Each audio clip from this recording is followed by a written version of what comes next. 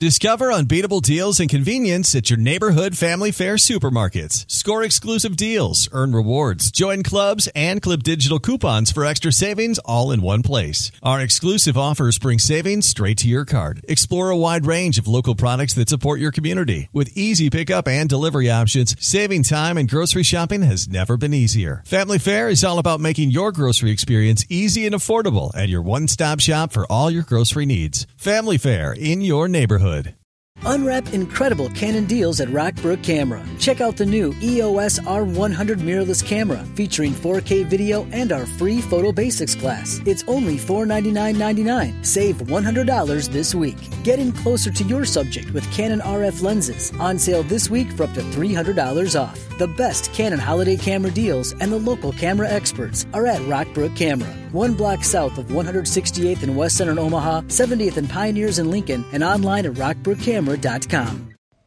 Hey, it's Jim Chapman reminding you that if you have not heard about Anchor, it's the easiest way to make a podcast. Let me explain. 1, it's free. 2, there's creation tools that allow you to record and edit your podcast right from your phone or computer. 3, Anchor will distribute your podcast for you so it can be heard on Spotify, Apple Podcast, and many more platforms. You can make money from your podcast with no minimum listenership. It's really everything you need to make a podcast in only one place. It makes it easy, folks. So do me a favor, download the free Anchor app or go to anchor.fm to get started. Hey, Becky, how are you? Hey, Jim, doing well. How are you doing? I'm doing just fine. So Becky McDaniel Sims is joining us today. She is with Southern Oaks Title, a title company. They have an office in Baton Rouge, but from what I understand, you can go to people's offices and do title closings and things like that. Correct. Yes, we're licensed. We can close anywhere in the state of Louisiana, so we can send a notary to you, or you can come to our office on Essen and close. Awesome. So that's convenience. What I'm trying to get across to people, and why I have Becky on my show today, other than the fact that you're an awesome closing company, is the fact that all of that ties in obviously to construction. You do a lot of home sale related closings. I'm sure you do commercial stuff, but home sales is probably the bulk of what you guys and gals do it. It is, yes. Mm-hmm. Okay, so I want to learn a little bit about you personally, kind of get into your life a little bit, and find out. So, where are you from? What kind of brought you to? I know you live in Livingston Parish. What kind of brought you here? So I grew up in Clinton, Louisiana. I have my parents, Farrell and Lorraine McDaniel, and then I have 4 siblings, all girls. So there's 5 girls in our family. And then I married my husband. He's from Livingston Parish, and we moved over here in 2017 when I got married to him. Oh, wow. Okay. Did you just say 4 sisters? I do have 4 sisters, So there's 5 of y'all total, and all girls? 5 girls, yes. Wow, your dad is an angel. That's a lot. Trust me, I have 2, and it's a lot. I can only imagine 5, but I have had the opportunity to meet most of your, I think all of your sisters, and they are all well-rounded people. So shout out to Dad and Mom for their raising skills with the McDaniel clan. Well, thank you. So any children? Yes. So me and Billy have 6 children together. We have a blended family. So we have 5 girls and 1 boy. Awesome. So we have 4 that are currently living at home. 6 children. Yes. Wow. That's pretty cool. Now, the kids go to Denham High School, or what ages are they? So we have 2 that are graduated, and they graduated when we lived in Livingston. So they both graduated from Doyle. And then we have 1 that's over at Ponchatoula High, and then we have 1 at Denham High, and then we have 2 at Lewis Vincent Elementary. Okay. Awesome. My kids went to Lewis Vincent also. Great school over there. It is, yes. We love it. And now they go to Denham High School. So that's interesting. Okay, you're in the closing business, and I would imagine there's some background there, maybe something you knew about before you even went to college and decided you wanted to be in the title closing business. Who would you say was the biggest influence in that? So my dad was a developer, so he developed property. So from when I was about 8 years old, even before then, I would always follow him around. We would go look at property. I would go to closings with him. So I think at age 8, I decided that that's what I wanted to do. We went to a closing and I sat through it and I said, Dad, this is what I want to do. And he laughed at me because he didn't think that that was right for me. So, Wow. But years later, I think I just got a passion for it from him. And I always love real estate. And that's just where I ended up. So That's pretty cool. So at 8 years old, you knew this was the type of business you wanted to be in. yes. That's amazing. That's amazing. Because at 8 years old, I thought I was going to be a weatherman. Kid you not. I would watch Pat Shingleton, and that's what I wanted to do. And I'm not doing the weather right now. So that's pretty awesome. And anybody that knows Becky, she is as knowledgeable as you can be in that type of field. She's a smart lady anyway, but when it comes to the world of real estate, she is not only knowledgeable on the closing side, she's knowledgeable on all sides of that industry. So you would know when you met her that Becky probably grew up in this business. It almost appears as if it's in your blood.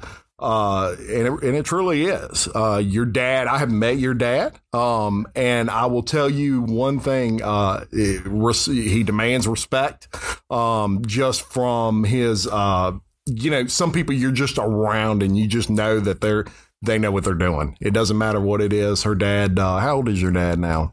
Don't make me lie. I think he is 67. Yeah, and he moves around like he's younger than me. But a super guy, and really, you've got a lot of those traits. I see a lot of you and him, and that makes a lot of sense. Thanks. Sure. So take us back to your senior year of high school. Okay, you had to decide on college and all those sorts of things. I'm going through that now with my son. He's going into his senior year, and at some point, I had to sit him down. I had to say, okay, Trevor, you're gonna, what do you want to do? And it was weird for me because when I was a senior in high school, I had no idea what I wanted to do. So I'm like, if he's anything like me, he's just going to look at me with a blank stare. So take us back to your senior year and your decision on college. I mean, you said that when you were 8 years old, you kind of knew that this was the field you wanted to be in, but was there any kind of backup plan, or was it like, this is definitely what I'm aiming for?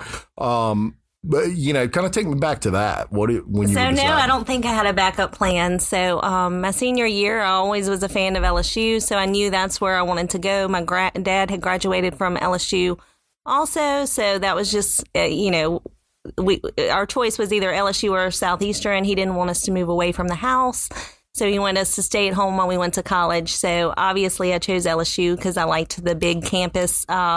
I loved the football games and all the extra stuff that it had to offer. The quad. Yes. Hanging out at the quad. Yeah, everybody hung out at the quad. So college was an easy choice for me. So that was just kind of a given. I always knew that I wanted to go to LSU. So that's where I ended up going. Awesome. So. Go Tigers. And so you graduate from there and you're out into the world. And I guess the first question would be, how long have you been in the title business total after you got out of college? So this May made 21 years. So I started working at a title company when I was 17, the week after I graduated high school. And so I kind of worked my way through, I started off doing microfiche scanning, and then kind of worked my way up through every position there until I graduated college. So okay, 21 years. That's a while. That's a lot of experience. And that's important, folks, when you're choosing a title company.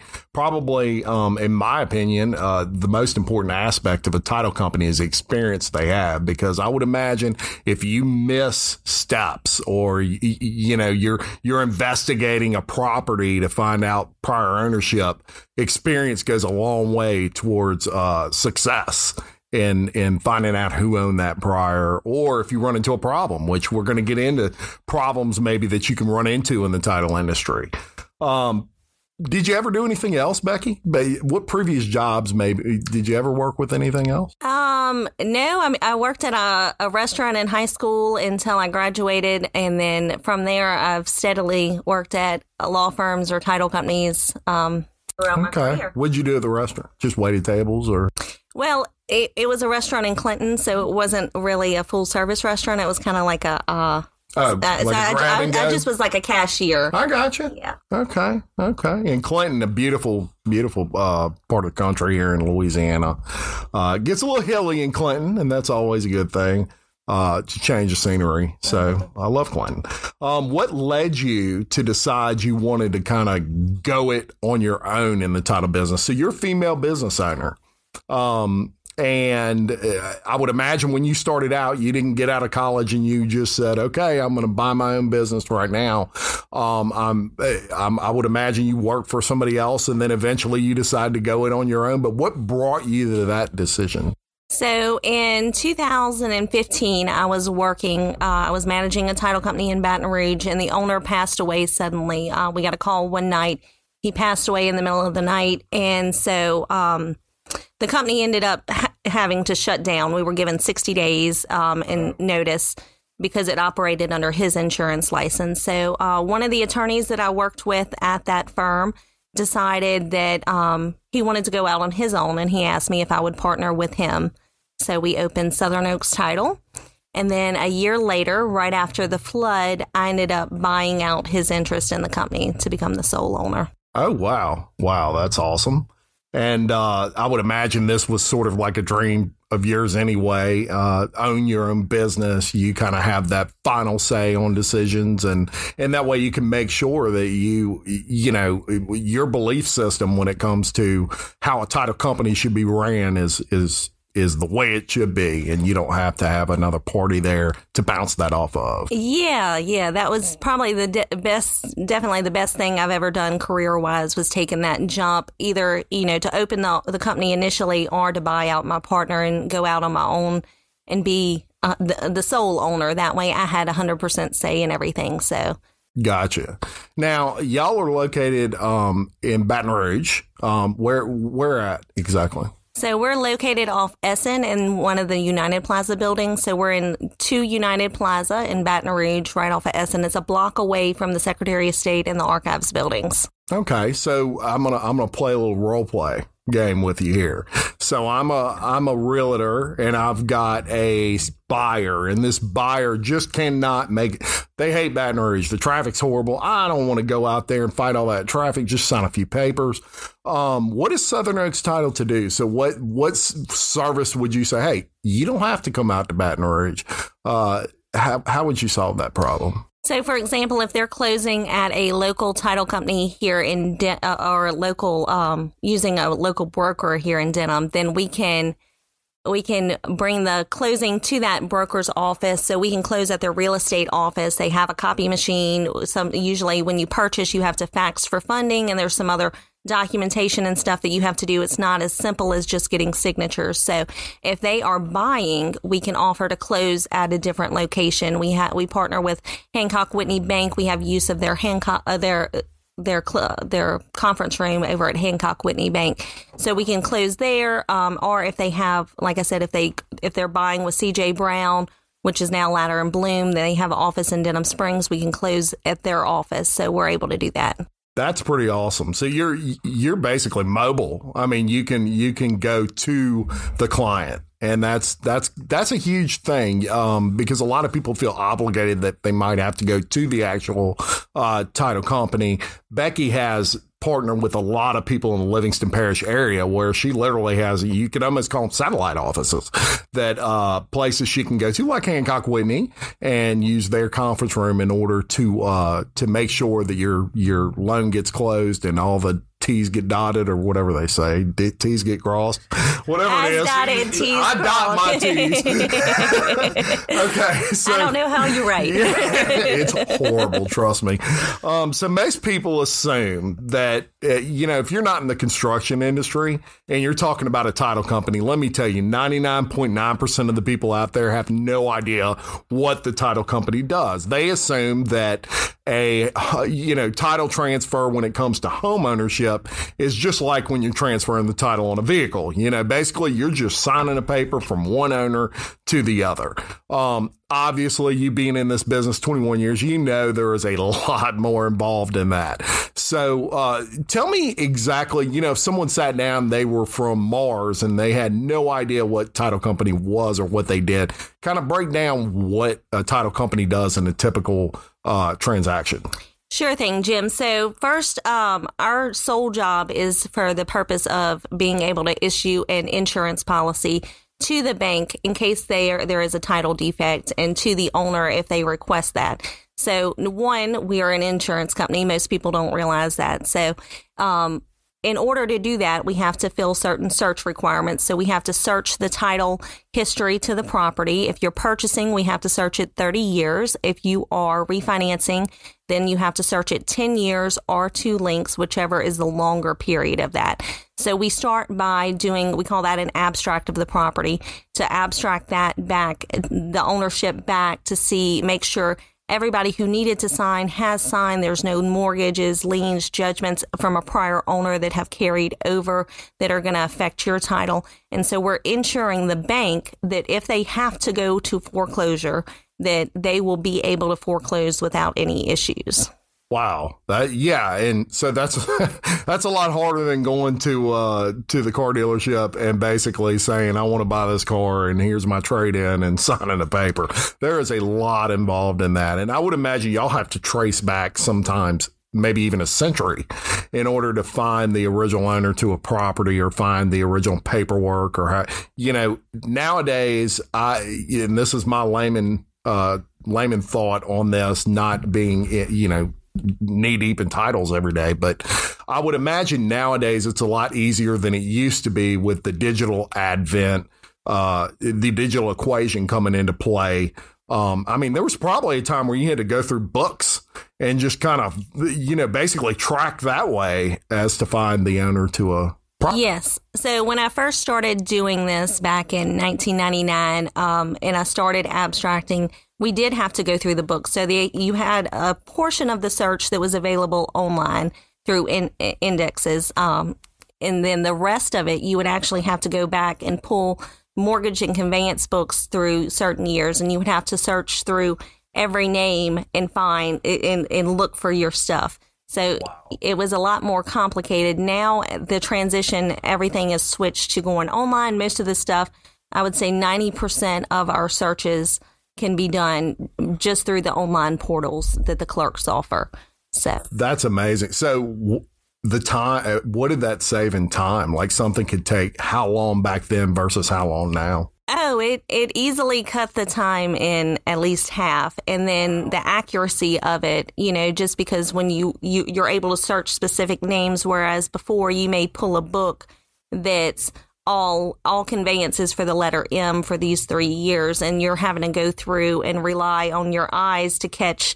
And when you're looking at pages and pages and pages, maybe 50 pages with the McDaniel in it, then it might be easy for you to miss something. Whereas if you do a search with a first and last name, it's a lot more accurate. That's wow. Yeah, that's kind of like the best thing about one of the better things about technology now is that it's really made everything faster, regardless of industry. But the title industry is a good example of how it not only saves you work, it saves you frustration. It saves the homeowner frustration. They can get those house closings done, half the time, like you say. And it probably saves, from a business owner perspective, a lot of labor. You don't have to hire somebody to sit there and look for all that stuff, or as many people as you normally would. Now, let me ask you something in the title industry. So I watched a podcast, and I actually texted you the link to this podcast. There's a gentleman that was a guest on a show, and he is like the biggest fraudster in the history of real estate. And this guy went to jail for, I think, 15 years. He ended up, it's a long story, but the guy ended up basically getting out of jail because he found out some information from another inmate of where this inmate was burying money. So he used that to get himself out of jail. He basically told the FBI, I will tell you where this $6 million is buried. But if I do that, you got to give me early release. He was supposed to serve like 25 years. So he had defrauded the real estate industry out of something like, it might have been $100 million or something. It was an insane amount of money. He went on the run. He changed his name and all this. It took him forever to catch him. But the way he was doing this, one of the ways was he was defrauding everybody from the title company to the loan companies. So he would get a loan with one bank, and then he would get a loan with another bank. And it was crazy how he would do it. He would get a loan from another bank in another name, and then he would buy his own property and from his first fake name. And basically they would deposit that money. He would take that money out, and then he just never would pay the property. Then he'd open up another name and he would do this. And he was doing this for like several years before they ever caught it. And it goes into a long thing, but I'm leading up to this. How prevalent would you say fraud is in the title industry? Is it something you have to really watch out for and be cognizant of? Yes, and I think nowadays more so, wire fraud is the big thing. They are trying to find a way to get either the buyers to fraudulently wire funds in anticipation of a closing to a fake account, pretending to be the title company, but it really is going to another account, which then they transfer. Or they're trying to get the title company to wire funds maybe for a mortgage payoff, wire funds to a seller that should go to that party, and they're sending fraudulent instructions and trying to get them to wire those funds to another. So I think that's probably the most prevalent fraud that we see these days. And of course, there are procedures that are in place to prevent that. One, at the bottom of every email that we send, it gives information about wire fraud. It says that we'll never ask you to wire money in an email conversation to the closing. So that's one thing. And then two, there's a wire verification method that you're required to use according to the best practices, which is, our code that we model our business after. So, and that requires us to call, get a phone number not from an email if we are asked to wire it from a non-interested third party. We're called to verify those wiring instructions before we initiate and send a wire, whether it be to a seller or whether it be to a bank for a mortgage payoff. So, okay. Yeah. I would imagine it's something you've really got to keep track of. Interestingly enough, in this particular gentleman's case, the title company is who eventually caught him. So he had got through the banks, he had got through all these other entities, and it was the title company that eventually said something's not right. And they started investigating how many properties this person owned. And it was like tons of properties, and some of them he would have 4 and 5 mortgages on. And that's how they eventually caught this guy. So kudos to the title company. So let me ask you, this is something I've always been not concerned about, but wondered about personally, and that is who controls the title company selection, the buyer or the seller, or is it just kind of whoever wants to do it? What if they disagree on it? How do people go about picking a closing company? So the buyer has the ultimate say in who decides where you close. Now, there are some exceptions to that. So if you are asking your seller in the purchase agreement to pay for closing costs, they can put it in the purchase agreement contract that they wish to close with their selected title company.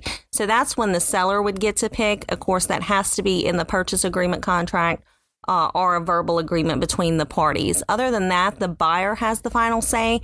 But I would say most often what we see is that buyers don't have a title company, so they don't know who to use. So they often ask for a referral from the realtor or from the mortgage lender that they're using of who they close with, who they recommend, because those are the professionals that are dealing with title companies every day. So those are going to be they're going to have a name to give to their client. Yeah. And I'll tell you what kind of made me think of that question. McHugh, did you know Millie Bunch? Yes. Okay, so here's a quick story. Millie Bunch had a title company in Denham Springs for many, many years, and my father-in-law would do all his closings with Millie Bunch. Great lady. So when we were looking at buying a house, when I moved to Denham, got married, there was a particular house we had in mind, and we went to that house, and we loved that house. Interestingly, it's close to the house I have now, and so we wanted to get it, and we made an offer. The offer was accepted, and my father-in-law, being the staunch Cajun man that he was, he was closing with Millie Bunch. That's who he wanted to close with. Well, these people had a title company they wanted to go with, and he said, "No, I'm not going to buy the house unless you let me close with Millie Bunch," because he felt like Millie Bunch was going to look out for his best interest. They refused to sell the house. And so it was fine. We ended up with the house. We eventually would have wanted more. But I found it interesting that they actually walked away from the deal over the closing. It's probably pretty rare, I would imagine, especially Millie Bunch had a great reputation here. And was very well known. So it was not like this was someone they were concerned. It wasn't on the up and up or anything. It was just, I don't know. I mean, I can't really say why they did or didn't do it, but I found that interesting. And I'm like, I wonder if you could, if you're a buyer, if you could like force someone that I get to pick who the title company is. But I guess they can always walk away from the deal at the end of the. Yeah, so if you have not entered into a purchase agreement contract, then they don't have to accept your contract if you're not going to close with the company. If they want to put that in a counter offer and you refuse to sign that, then they cannot accept it. So, but I would say that's very rare for the most part. Most buyers or sellers are not. Yeah, that seller's wanting to sell that house. I would imagine so, too. I did come across that a few years ago. My dad was purchasing a house, and the seller lived in California. And, of course, he wanted to close and use my company. And so there was a battle back and forth between him and the seller. The seller kept countering, no, we want to choose the title company. And so what we ended up settling on is that our company offered to charge him no fees on the seller side as long as they went close with Southern Oaks Title. Interesting. The South Dakota Stories, Volume 4. I remember wondering why I'd ever visit South Dakota in the winter. But then again, why hadn't I? There was so much wilderness to explore, so many ways to restore my soul, and so many landscapes that put a smile on my chilly face. So why would I visit South Dakota in the winter? 'Cause this is where winter was meant to be. There's so much South Dakota, so little time. The holidays start here at Baker's with a variety of options to celebrate traditions old and new. You could do a classic herb-roasted turkey or spice it up and make turkey tacos. Serve up a go-to shrimp cocktail or use Simple Truth wild-caught shrimp for your first Cajun risotto. Make creamy mac and cheese or a spinach artichoke fondue from our selection of Murray's cheese. No matter how you shop, Baker's has all the freshest ingredients to embrace all your holiday traditions. Baker's, fresh for everyone. So let me ask you this, with the title industry, like many industries, there's incentives that are offered. Okay. So there's a closing company might promote something like money off. You get so much money off. If you close with us, we'll take $1,000 off in the month of July or something like that. But I would imagine the title industry is also one in that you need to kind of pay attention to what you're really getting when you get those incentives. And what I mean by that is the title company industry standard on their fees. Someone that may not know may assume that it costs, an X amount of dollars to close with the title company, whether it's Southern Oaks Title or whether it's XYZ Title. Or are there, can you set your fees at what you want? How does that work? And do people need to say, well, yeah, I am getting $1,000 off at XYZ Title, but they're not doing their due diligence on how much would it cost me to close with this other closing company? So title fees are broken into two different aspects. So you have your set fees, which are going to be your title insurance, your clerk recording fees. So title insurance is set by the Department of Insurance. That does not change from title company to title company. That's a flat rate, and it goes based on your loan amount and your purchase price. So that's not going to change. Neither is your recording fee. Those are set by the clerk of court in which you're buying the property. So those fees are going to stay the same as well. Now, your title company has their own fees that they charge. So they charge for the abstract, the title examination, the settlement fee. And those fees are subject to change and do differ greatly from title company to title company. I see. Okay. So probably in the buyer's interest, or the person choosing the title company, probably it's in their best interest to maybe check 2 or 3 and just kind of see what those other fees are and see if it makes sense. It's kind of like if you mark something up to $500 and you say, I'm going to give you $100 off, which would make it $400, but then you can buy that somewhere else for $300. You're still paying $400 when you could have paid $300. So make sure, listeners, that you do your due diligence when you're dealing with title companies. There's a lot of good title companies out there. But their fees can vary from company to company. All right. So I would imagine that closing companies rely primarily or almost primarily off of like referral business. One thing you're not going to find out of a closing company probably is, Becky, you're not sitting in your office and somebody walk in and say, hey, I need to close with a title company today. Would you mind, helping me out with this? I'm sure that you rely on a network of people to refer you clients. Probably the title industry, in my opinion, is one of the most involved in that, because you have to have those referrals on your end. You're really you're kind of the last piece in the puzzle on the way. So for example, a realtor is going to sell a house. They've got a client and they've got to sell that house before it gets to a closing. I'm a paint guy, so I'm always the last one out. The architect usually is the first, and then, it goes down to the subs. The subs come to me to get the paint, and the last thing that's done is the painting of the house. Same thing with you. You're kind of the last thing that homeowner sees before they close on that house. So that being said, who are good referral partners? Like, who do you look for as people to build relationships with in your industry? Absolutely. So most of our referral partners are realtors or loan officers. And then we also work with people in the construction spheres, that builders. Yeah. And then also investors who flip houses or who are buying rental homes. So those are all great referral partners that we look to team up with. Yeah, I would imagine investors and builders in particular are really high volume. They're especially builders. You get in with a good builder who's building, 9 houses a month or something like that. That's a really good person to build a relationship with. And I would imagine paint guys are pretty good for you too. Absolutely. This paint guy especially. That's right. Well, I like the way she thinks. So yeah, and real estate agents and closing companies kind of go hand in hand, I would imagine. And the thing with a real estate agent that I'm speaking like I am one, but I would imagine the thing about a real estate agent when it comes to a title company is it requires some trust. So they've got to know that you're not going to drop a ball on them. And that's kind of twofold. Number one, if the closing company doesn't do their due diligence and do their job properly, it is going to ruin the sale, or it could possibly ruin the sale.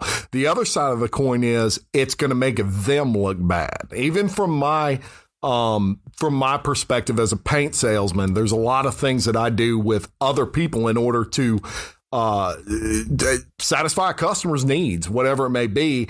And I have to rely on somebody else to do their job for my job to get completed. And when they don't do everything they can do, it looks bad on me and I get frustrated with them. And so, when a real estate agent and a title company get together, I would imagine that relationship and trust is extremely important.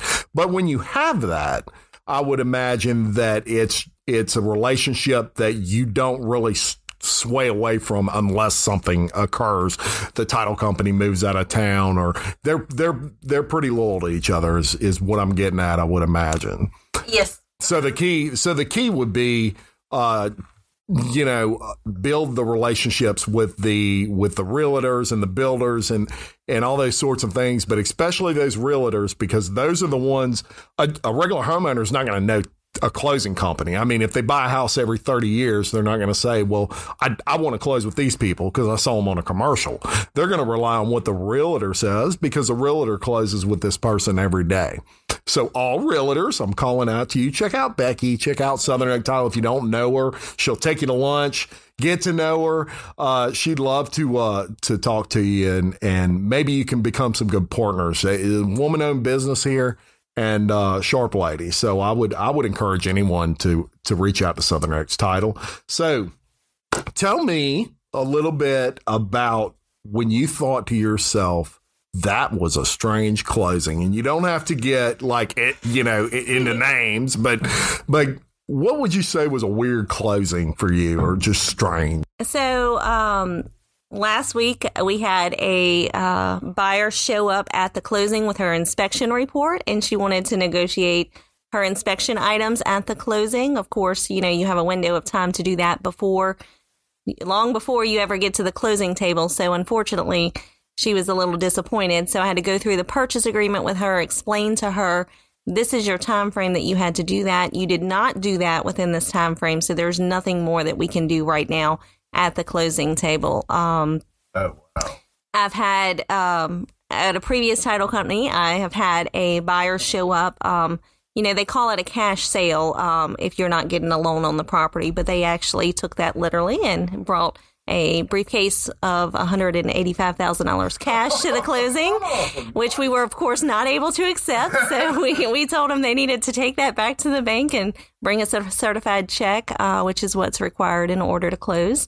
We can't. That's pretty awesome. We can't take $185,000 cash. I don't think I would want to even be responsible for that. Oh man, that's interesting. Yeah, that'll pile up a table. Yep. And then, we've had closings with family members of inherited property that were interesting. Family members not getting along. You always have that one black sheep of the family. Oh, yeah. We had one where we gave closing checks out, and then after the closing, they were visiting, and one of the sellers tried to steal the grandparents' check. So that's crazy. I love the money story. That's awesome. I would have probably laid that all out and said, let me just take a picture with it. So let me ask you this. You've been in the title industry a long time. And I'm sure as much as passionate as you are about the title industry, as much as you know about the title industry, there's been a time when you've thought, I would love to see this change, or I would love to see that change, or maybe had a good idea of something the title industry may not be doing that they could be doing. Give me an example of something that you would maybe change if you could in the title industry.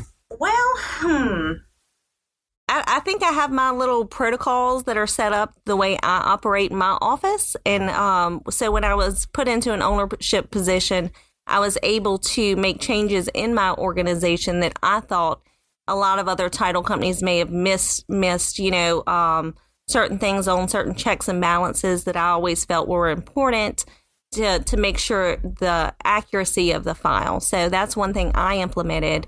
The title industry as a whole, I can't think anything right off the top of my head that I would want to change.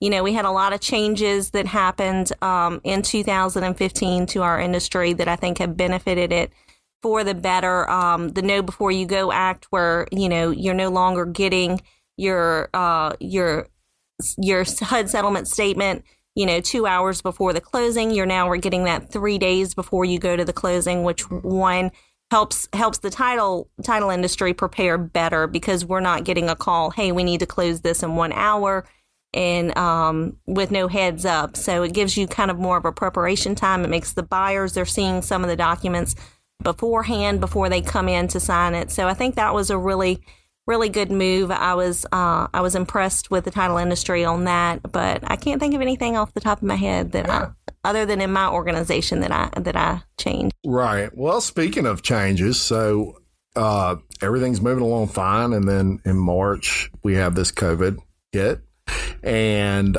it not only probably changed the title industry, but it changed every industry in the way in which we conduct business in a lot of ways.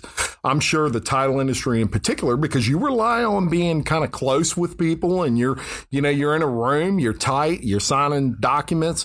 What has Southern Oaks Title done to kind of adjust? When all this came out, all of us as businesses were like, we don't know what we can do. We don't know what we aren't supposed to do, what we're allowed to do. Are we important? Important's not the word I'm looking for, McKee. Essential. Thank you. Well, if you're essential, you are important. But we did not know if we were essential, and are we, and all these sorts of things. There was a lot of confusion out there.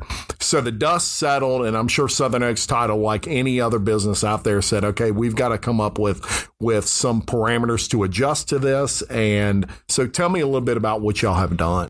So when the stay-at-home order took place in March, we were considered essential employees. So our office remained open. We transitioned things a little bit differently. My staff worked from the house, and I worked in the office to be able to monitor everything. And so then we still had closings going on. So interest rates were still at one of the all-time lows back in February. So we had as they predicted the virus and its impact in the United States, the interest rates plummeted in February. So I was probably working 16-hour days in March, doing closings. A lot of people were refinancing. People were mostly refinancing. We had a couple of purchases where people were taking advantage of that interest rate. So for the first part of that in March, beginning into early April, we were still extremely busy. And I was working at the office nonstop to get everything that we had in our pipeline closed. And so after that, we did see kind of a little bit of a lull for a couple of weeks. There were, you weren't going out looking at houses, so there were no new purchase orders coming in because people didn't feel that it was safe to go out and look. They're not opening up their homes to showing, so it just kind of took a pause for a couple of weeks, and then we kind of kicked back into gear after the stay-at-home order was lifted, and it's been crazy busy ever since. So, but to answer your question as far as what we are doing to make people feel safer, so we can split the parties up. Definitely in March and April and half of May, we did that. We had the buyers in one room and the sellers in another closing room. So that you limited the amount of people that was in the room. Of course, we sanitize everything after each closing, and then we, spaced out our chairs so that, they're appropriate distances apart. We wore face masks and gloves, all that good stuff. Gave people new pens so that way they weren't writing with someone, a pen that had already been used. Yeah. And during March, we were limiting realtors from coming to the closing unless they were a necessary party that needed to sign. So a lot of our realtors did not get to attend the closings with their buyers or sellers at that time. Sure. So you definitely took all precautions you possibly could, and good for you. We've all had to adjust it, to that. And it's good to see that Southern Oaks Title is taking that serious and doing everything they can to make that buyer feel safe. Absolutely. So very good. So, and you brought up the interest rates, and I wanted to talk to you a little bit about the overall industry effect that you may feel that COVID has had. So in my industry, I have not seen any drop, but to be certain, you have to be careful maybe of what you're hearing out there, because I hear from certain news articles or whatever, you name it, not the Livingston Parish News, of course, but you'll hear that the economy is just horrible, and I am not seeing that. And I'm not seeing that not only in my industry, but many, many, many industries out there. I know people that work in all walks of life, and everybody's busy right now. Or I say everybody, I'm sure there's people that aren't, but the majority of them, even the hair, the people that do hair now, that thank God they've been allowed back to work, are busy. They cannot keep up. My son had an afro afro for like a month. I mean, he was almost like a headbanger from back in the 80s with his hair because we could not get in to get his hair cut. I don't have that problem, but so let's talk about a little bit about your industry. And have y'all seen a big drop? Has it held steady? Have you seen an increase? I know with the rates dropping, that had to help. So, yeah, with the rates going lower, we're getting more of a refinance business. And obviously, anytime rates drop, your purchase business is going to increase because people can afford a bigger home.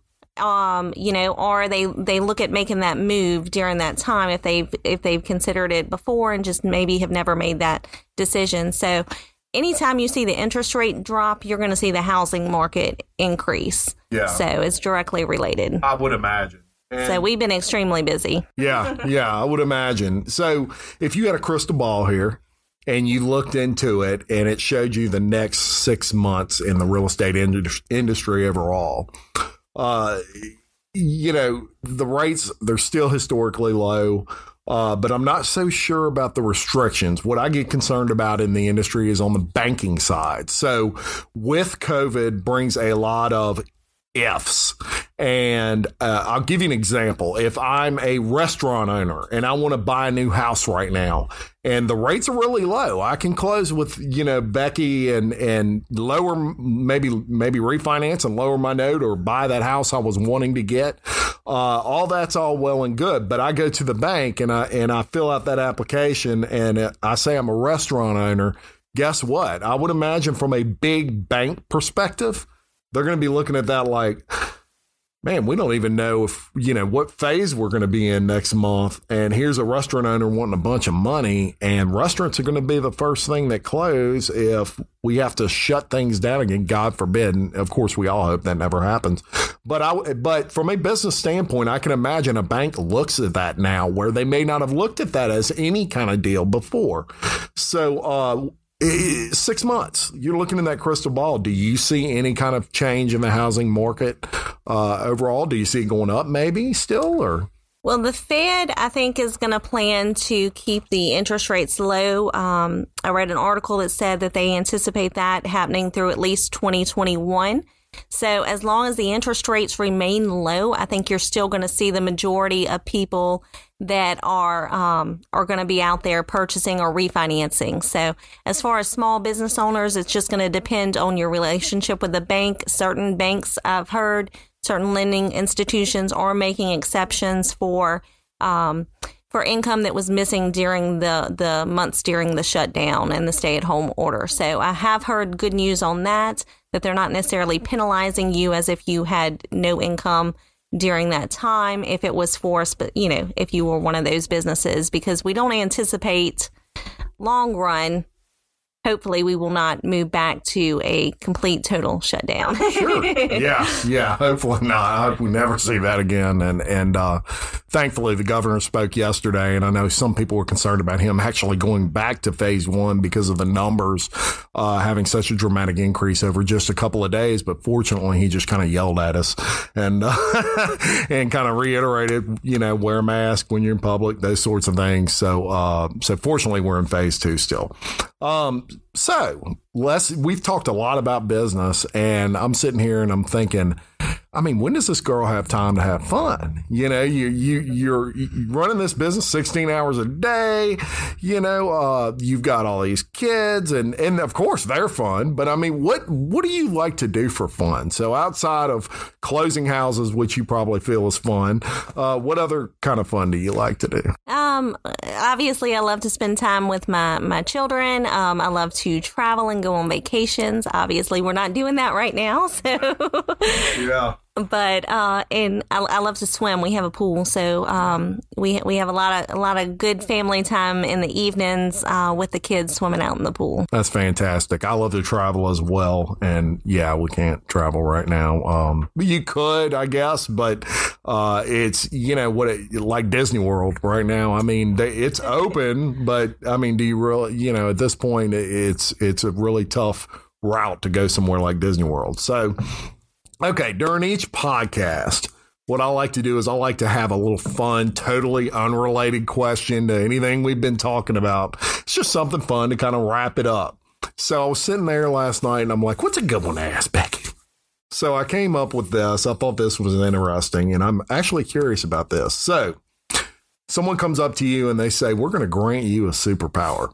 You can either fly or you can be invisible. One of the two. Which one do you choose? I don't know. I don't know how much I would like to fly. I don't know if I would be uncomfortable and scared of heights.